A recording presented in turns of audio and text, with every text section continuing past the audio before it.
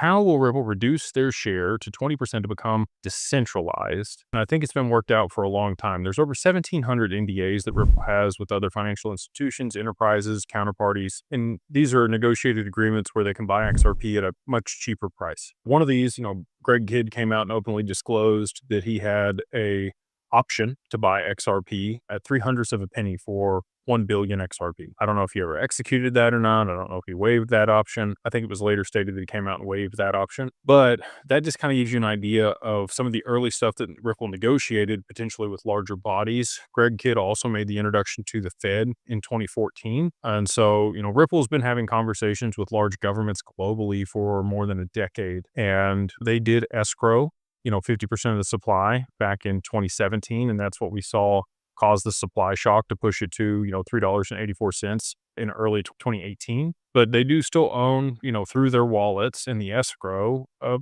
pretty significant portion of the total amount of XRP. I think it's around, 47% that's still in escrow. And they continue to roll that. Each month they get $1 billion out of escrow that's unlocked, and then they sell what they need to onto the market and they re-escrow a portion of that. So to your point, in the Clarity Act, the way it's written today, they would have another year in order to become compliant. They've been giving grace periods. We saw this in the Genius Act with Tether. They gave them a 3-year window to become compliant with the regulations, that they set out there for US-based stablecoins. Yeah, when it comes to, will they hand some over to the US government in order to be able to offset the deficit? I think that's kind of been part of the plan the whole time. David Sachs, he's said in the past publicly that the US government has not audited their crypto portfolio. When they were talking about, the Bitcoin reserve and the confiscated Bitcoin that they had that they were going to put in that reserve, he made the comment that there was no audit of the, total amount of crypto that the government owned. And even if there was, if you have,